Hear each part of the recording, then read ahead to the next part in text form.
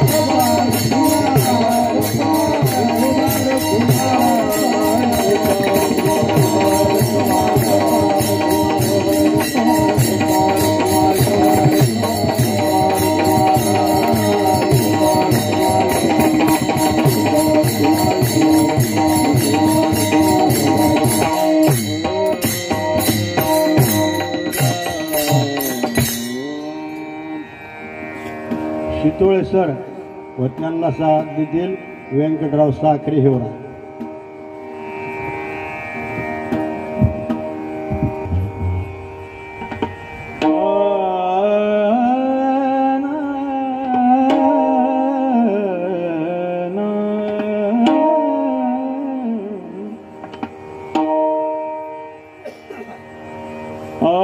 बरवे देशावर झालो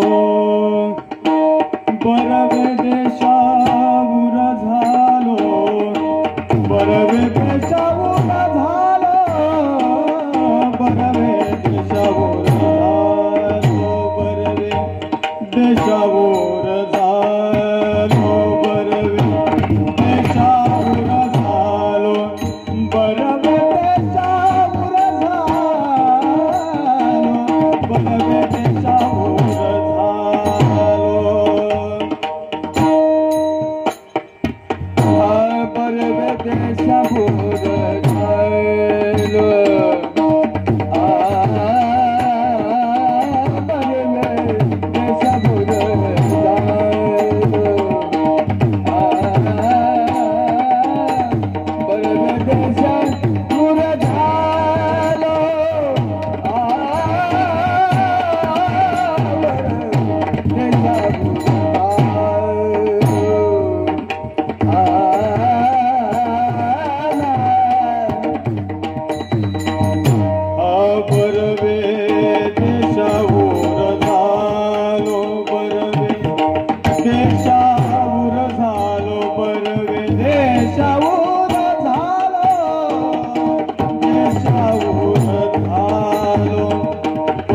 देशावर झालो बरवे देशावर झालो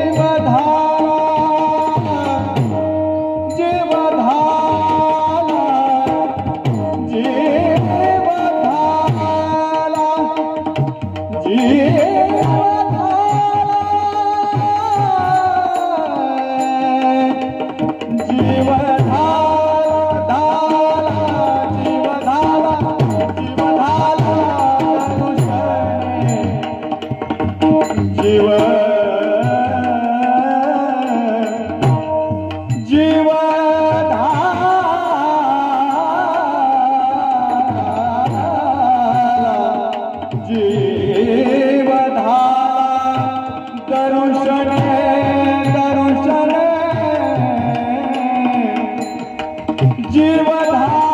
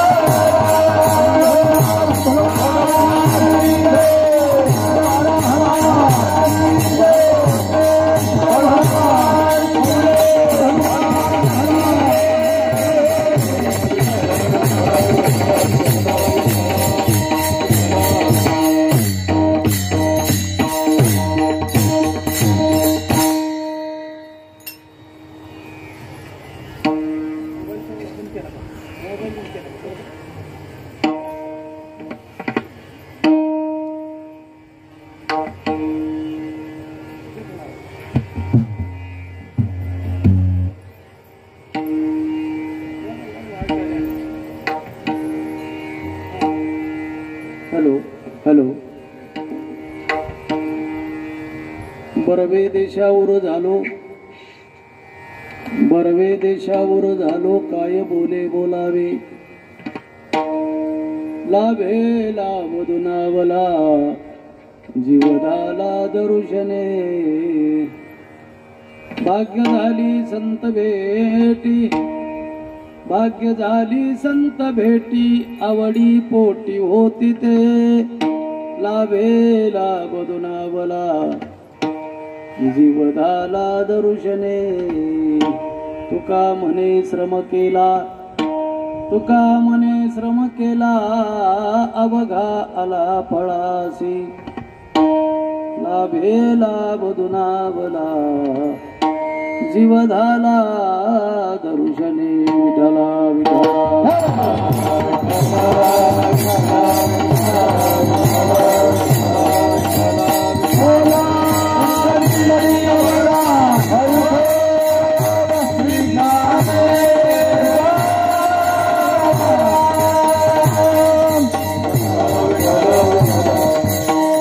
बर्वे देशावर झालो, काय बोली बोलावे, लाभे लाभदुनावला, जीवधाला दरुशने.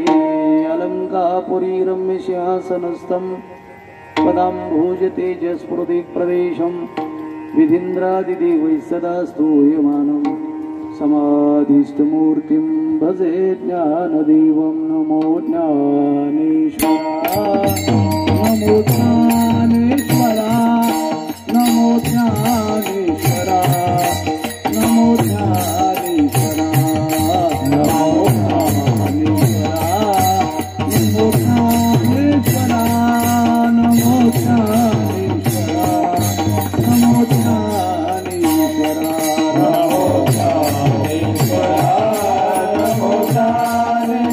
नमो ज्ञानेश्वरा, नमो ज्ञानेश्वरा, नमो ज्ञानेश्वरा.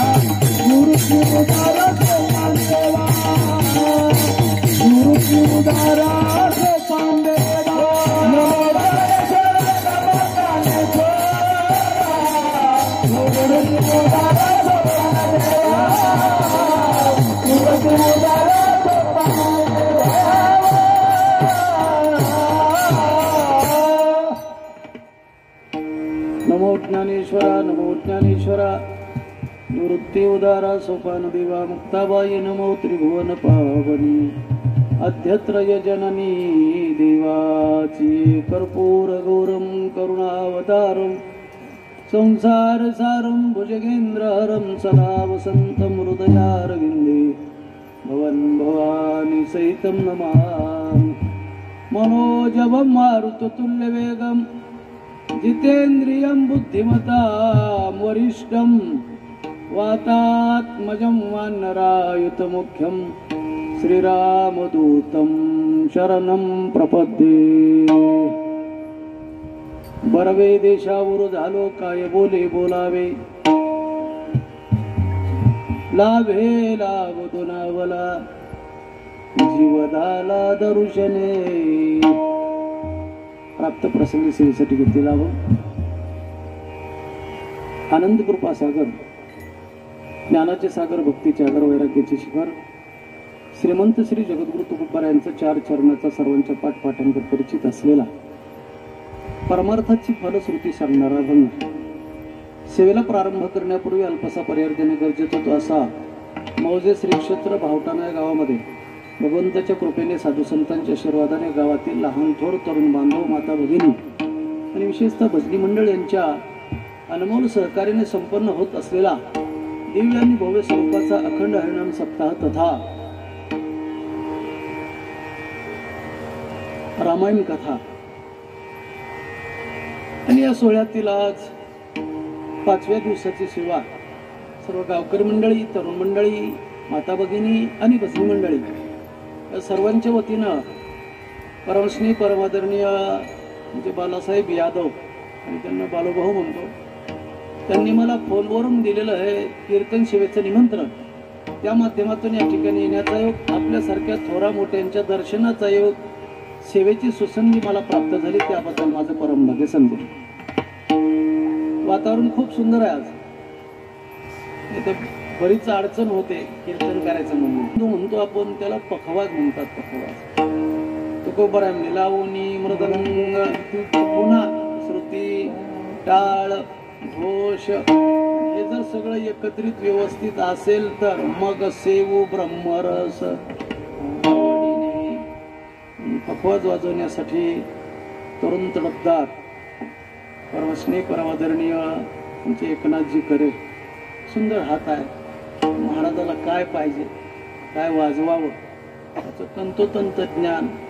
आणि म्हणून गावकरी मंडळीच्या वतीनं 8 दिवसाची त्यांची उपस्थिती आहे.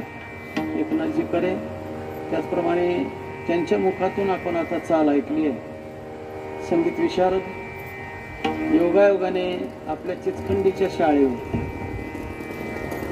परमस्नेही आदरणीय त्यांचे शितोळे गुरुजी आणि त्यांना तोला मोलाची साथ केलेले परमस्नेही परमादरणीय म्हणजे व्यंकट महाराज साखरे तोरा त्यांचे सहकारी. या कार्यक्रमासाठी उपस्थिती परमस्नेही आदरणीय बालासाहेब गडदे अर्थात नाना, त्याचप्रमाणे बाळासाहेब, त्याचप्रमाणे हनुमंत महाराज गडदे, गावातली भजनी मंडळी, धावडी भजनी मंडळी, आदरणीय राजेभाऊ इळीकर, जमलेल्यामध्ये बसलेल्यामध्ये प्रवचनकार, कीर्तनकार, कथाकार. आणि योगायोगाने बहुतांशी कथाकार, कीर्तनकार, कीर्तनकाराच्या कीर्तनकारला हजरच राहत नसतात. आणि या परिसरात मुळे महाराजांचं फार योगदान आहे. पूर्वी इकडची हायब्रिड खाणारी माणसं ज्वारी खायची इच्छा झाली की गंथडीला जाऊन ज्वारी आणायची आणि भूक भागवायची. तसं गंथडीची ज्वारी असं म्हणायला काय हरकत नाही. मुळे महाराजांचं फार मोठं योगदान आहे. जशी माणसं असतील, जशी परिस्थिती असेल, पण सेवेमध्ये सिंहाचा वाटा आहे. प्रत्येक गावामध्ये परिसरात त्यांची उपस्थिती आहे. ते या ठिकाणी उपस्थित आहेत. चला, आपल्या सर्वांच्या उपस्थितीमध्ये, सानिध्यामध्ये आपला हा उत्सव संपन्न होतोय. त्या उत्सवातील आज 5व्या दिवसाची सेवा जबाबदारीनं माझ्याकडे सोपवली. उत्सव का करावा, उत्सव केल्यानंतर फलप्राप्ती काय, आणि उत्सव कशासाठी करायचा, हे 2-3 मुद्दे आहेत. उत्सव याच्यासाठी करायचा आहे, 11 महिने 22 दिवस आपण संसारामध्ये राबत असतो. आपल्या संसाराची धोरा जबाबदारी सांभाळत असताना, चालवत असताना कधी खरं खोटं, सत्य असत्य, चांगलं वाईट आपल्या जीवनातून, आपल्या हातून घडत असतं. आणि मग त्याच्यातून कुठंतरी समाधान मिळावं याच्यासाठी तुकोबाराय म्हणतात आपल्या चित्ताच्या शुद्धीसाठी या उत्सवाची गरज असते.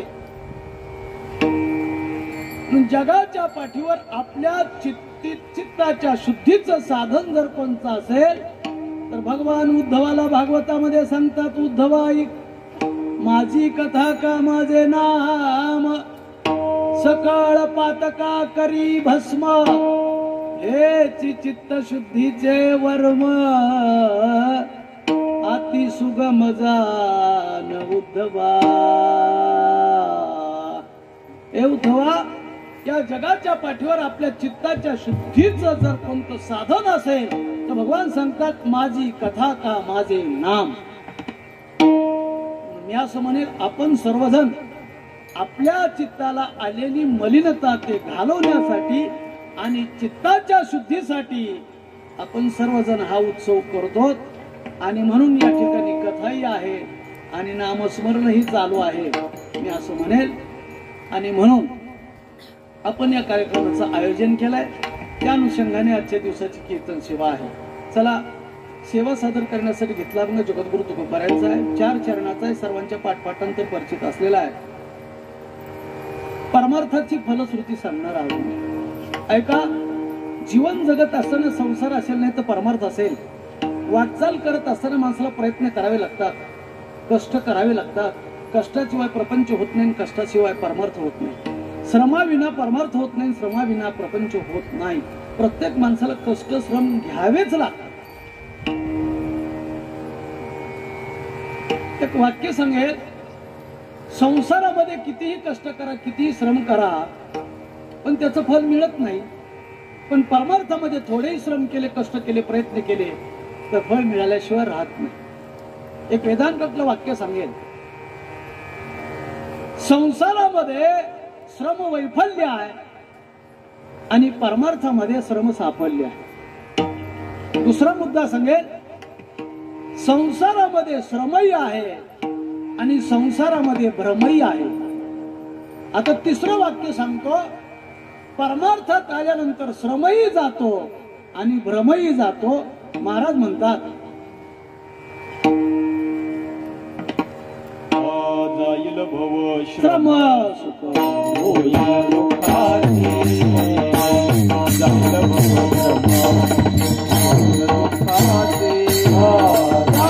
भव श्रम सुख होईल दुःखाचे, जाईल भव श्रम सुख होईल दुःखाचे.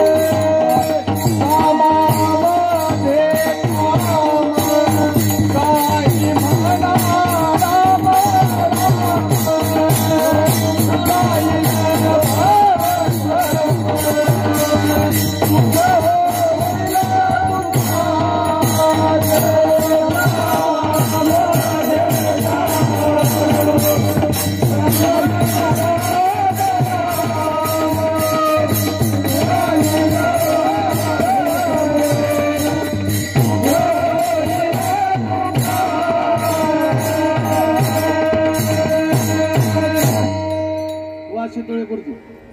नाही तर गायक फक्त चालीपुरतेच असतात, बहुतांशी प्रमाण पाठ नसतात आणि ते समर्पक प्रमाणात कधीच पाठ नसतात. पण अति सुंदर प्रमाण दिलं.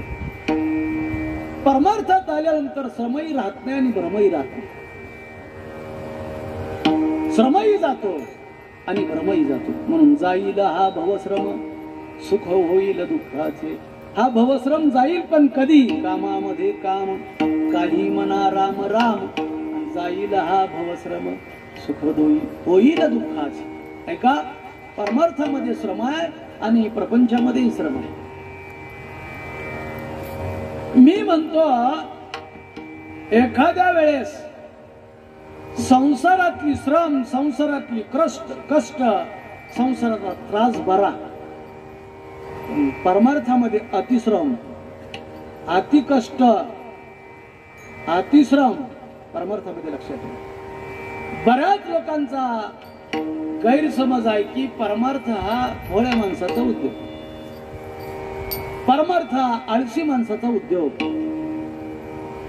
परमार्थ हा म्हाताऱ्या माणसाचा उद्योग. लक्षात ठेवा, परमार्थ भोळ्या माणसाचा उद्योग नाही. परमार्थ आळशी माणसाचा उद्योग नाही आणि परमार्थ म्हाताऱ्या माणसाचा तर उद्योगच नाही. तुका म्हणे ते पाहिजे जातीचे जगबळाचे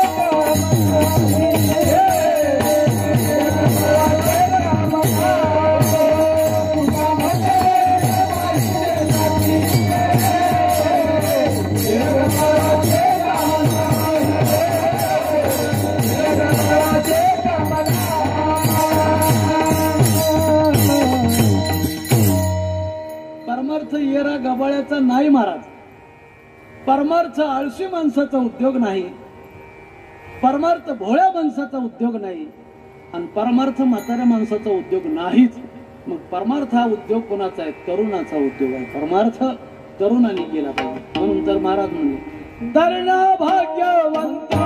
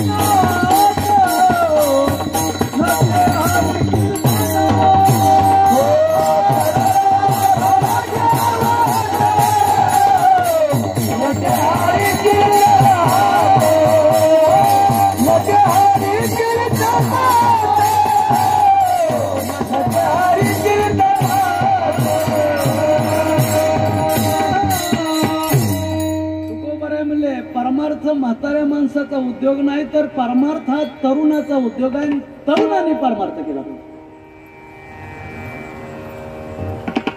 सांगेल ऐका, तारुण्यात जे होत आहे ते म्हातारपणात होतच नाही महाराज.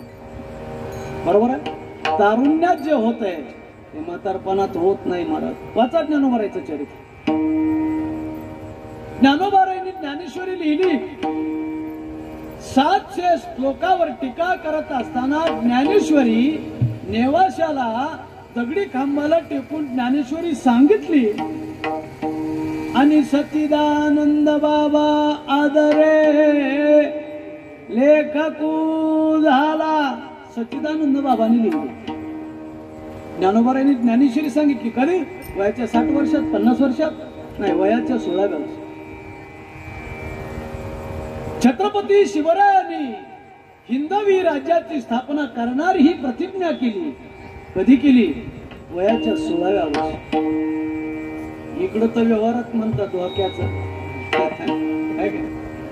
पण जे तारुण्यात होत ते म्हातारपणात होत नाही महाराज. आहे की नाही? जे तारुण्यात होत ते म्हातारपणात होत नाही. ऐका, म्हातारपणात माणसं परमार्थाला लागतात पण त्यांच्याकडून परमार्थ होतच नाही महाराज. मी म्हणतो नाथ महाराज म्हणे भक्ती करू काळ का तुझा आज्ञा धारू. म्हातारपणात परमार्थ होतच नाही. म्हातारपणात कशी अवस्था होती नाथ महाराज सांगतात. मज नाही हात पाय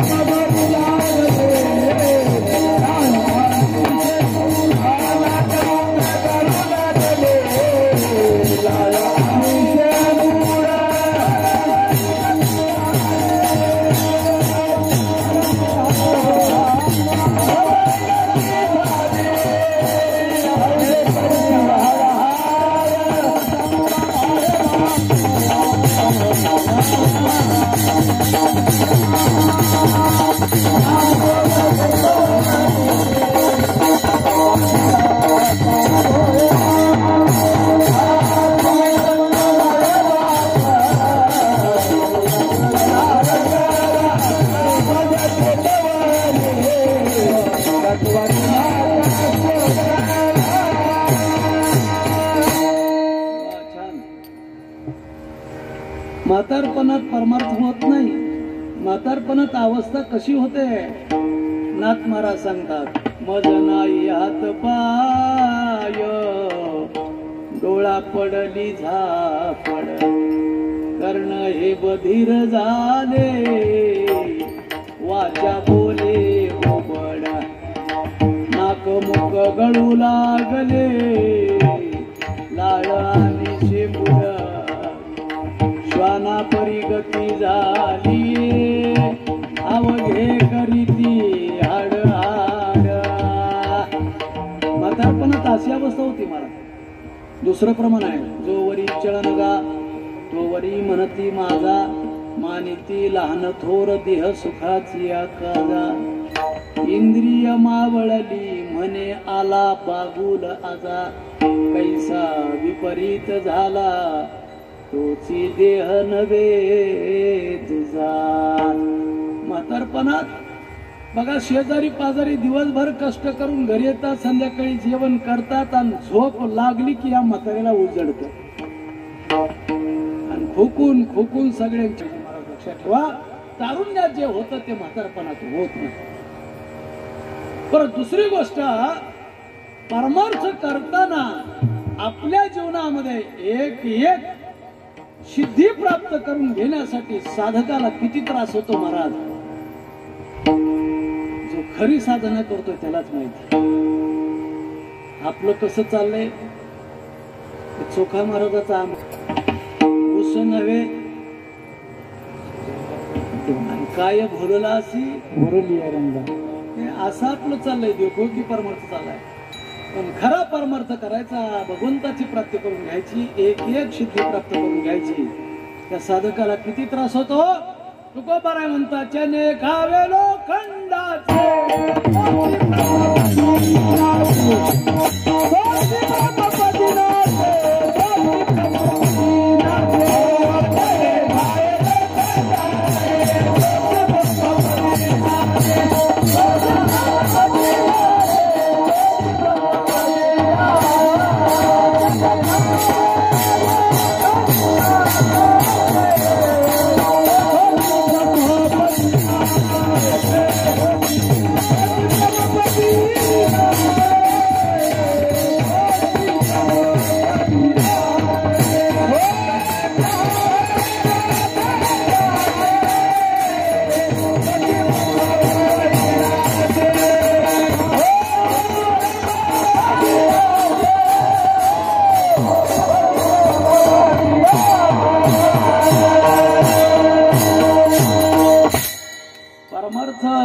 कुणी करायचा नाही आणि परमार्थात कुणी तोंड घालायचं नाही. लौकिकासाठी तर कधीच घालायचं नाही. परमार्थ हे लोकांना कौतुक करावं याच्यासाठी परमार्थ नाही. परमार्थ हे आत्म उद्धाराचं साधन आहे आणि त्याबरोबर आपल्यामुळे अनेकाच्या उद्धाराचं साधन आहे. पण परमार्थ दिसतो तेवढा सोपा नाही. परमार्थ किती कठीण आहे. तुकोबाराय सांगतात, भक्ती ते कठीण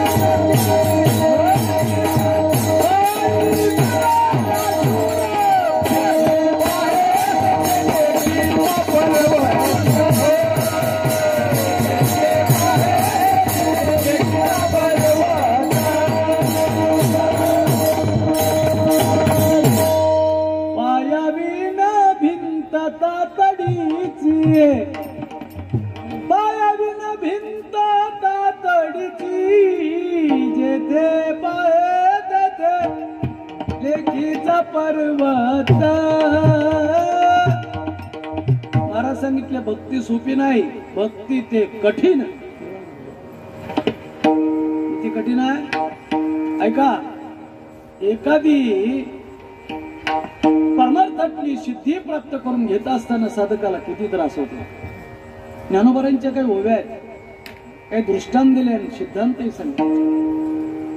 ज्ञानोबराय म्हणजे परमार्थात खरी साधना करण्यासाठी साधकाला किती त्रास होतो. ऐका, जे सारसा ही बिघडता होय हा उनी वत्स काढिता का भनंग दबडिता भानयावरून.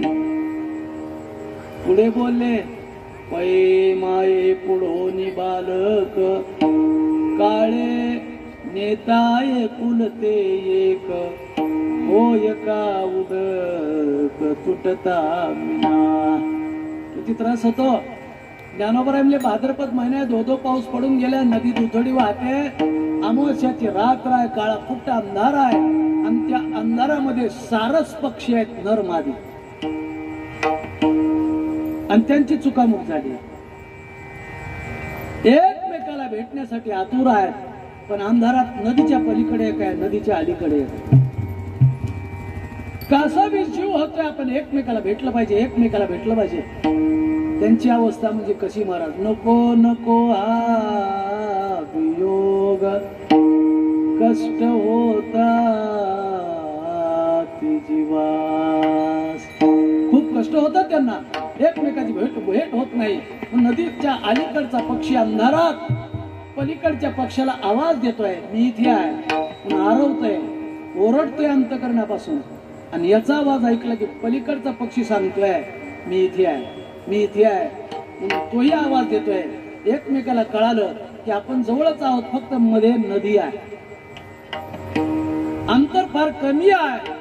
मी जर पलीकडे आलो किंवा पलीकडचा जर अलीकडे पक्षी आला तर एकमेकाची भेट होईल. पण भेटीसाठी आतुर झालेले अलीकडचा पक्षी उड्डाण करतोय, त्याच काळात पलीकडचा पक्षी उड्डाण करतोय. अलीकडचा पलीकड, पलीकडचा अलीकड. रात्र जातीये, त्यांची भेट होत. किती त्रास होत असेल. पण ज्ञानोबराय म्हणले, या दृष्टांतात ज्ञानोबरायला उणीव वैगुण्य भासलं. ज्ञानोबराय म्हणले, पुन्हा सूर्य उदय झाल्यानंतर त्यांची भेट होईल. रात्रभर नाही भेट झाली ना, सूर्य उदय झाल्यानंतर भेट होईल. हाही दृष्टांत कमी वाटला म्हणून पुढचा दृष्टांत लिहिला. होय हा उनी वत्स काढिता. आपण शेतकरी आहात, रानात आपली गाय व्याली कोठ्यावर आहे, पाना चुरून घेत असेल, काशीतलं दूध काढून घेतल्यानंतर पुन्हा वासरू सोडलं की पुन्हा वासरासाठी पानं सोडत असेल, ते वासरू जगल, गवत खाऊन, चारा खाऊन, पेंड खाऊन. हाही दृष्टांत कमी वाटला म्हणून तिसरा दृष्टांत दिला. का भनंग दवडिता भानयावरुनी. तिसरा दृष्टांत दिला. 15 दिवसाचा उपवास आहे, दारोदार फिरतोय, मायबाप मला खायला द्या, मायबाप मला खायला द्या. कुणी खायला घालत नाही महाराज. असंच मोठं गाव, श्रीमंत गाव, आणि त्या गावचा एक श्रीमंत माणूस, त्याचा दरवर्षी नियम होता 101 ब्राह्मणांना इच्छा भोजन द्यायचं. 15 दिवसाचा उपवासी त्या गावात आलो. वाट्यावर कोट्यावर कट्ट्यावर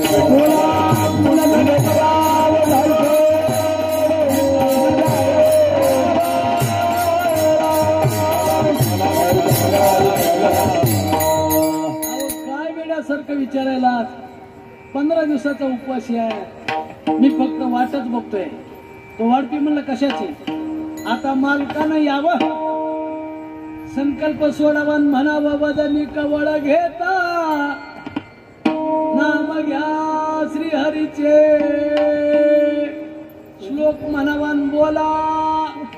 एवढंच मग ऐकायला मी आतुर झालो, म्हणजे पटकन सुरुवात करणार आहे. तो वाढपी म्हणला, पण ताटात काय वाढले माहिती तुला. काय बोलायलाच वेड्यासारखं दिसू नका, पंचपक्वान्न आहेत ना. अरे बाबा पंचपक्वान्न आहेत, पण त्या अन्नामध्ये त्या यजमानानं आम्हाला रोगर टाकायला लावलं. काय वेड्यासारखं बोलायला.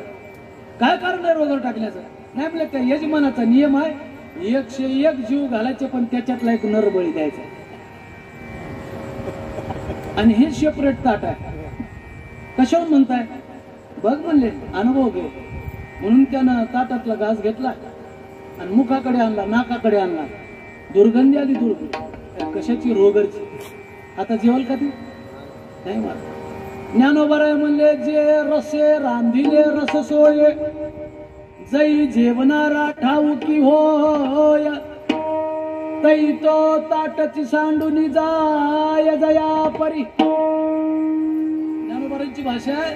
अरे तो 15 दिवसाचा उपवासी आहे, पण त्याला जर कळलं त्या अन्नामध्ये विष आहे, तो म्हणेल 15 दिवस काय महिन्याभर उपवासी राहील, पण हे विष मिश्रित अन्न खाऊन माझं जीवन संपवणार नाही मला. कुठला? आणि निघाला. यजमान पाहिला, हो काका थांबा, तसं करू नका, 4 घास खाऊन जा. नुसतं जेवण नाही तर जाताना दक्षिणा देणार आहे. तो म्हणला, तुझी दक्षिणा कशाला? सुतळीन बांबवा नाही ना, मला त्या दक्षिणाचा काय उपयोग व्हायचा? ऐका, 15 दिवसाचा उपवासी अन्न करतोय, दारदार पितोय, पण खायला मिळत नाही. योगायोगाने आलं होतं, पण नेमकं विष मिश्रित ताटावर बसलं. त्याला किती दुःख झालं असेल. ते म्हणत होतं, मी बरं झालं इथं नसतो बसलो तर बरं झालं असतं, दुसरीकडे बसलो असतं तर पोटभर खायला मिळालं असतं. जड अंतकरणाने बाहेर गेला मला. किती दुःख झालं असेल. पण ज्ञानोबराय म्हणजे जाऊ द्या, या गावात नाही मिळालं दुसऱ्या गावात मिळेल म्हणून चौथा दृष्टांत दिला. पै माये पुरोनी बालक, काळे नेता एकुलते एक. सगळ्या जगात डांगोरा झाला, मुलबाळ नाही, मुलबाळ नाही, मुलबाळ नाही, मुलबाळ नाही. पण देवाला दया आली. वैशेच या शेवटी, या न्यायाने म्हातारपणात मुलगा झाला. किती आनंद झाला. गावामध्ये हत्तीवर साखरपान वाटायला सुरुवात केली आणि साखरपान वाटून घरी उस्तरली करू गेले. काळाने झडप घातली. किती आईला दुःख झालं असेल. ज्ञानोबराय म्हणले, संसारातली माणसं निर्भिड आहेत. संसारातले दुःख पचवण्याची या लोकांना सवय होऊन बसली आहे. एक दिवस संसारातली माणसं दुसरी आधार देतात, धीर देतात, पाठीवर थाप देतात. अरे नियतीच्या पुढे माणसाचं काय चाललंय ते विसरून जावं लागतं आणि पुन्हा नीटून प्रपंच करावं लागतं. माणसं करतात, म्हणतात महाराज बघावं दुसरं करावं.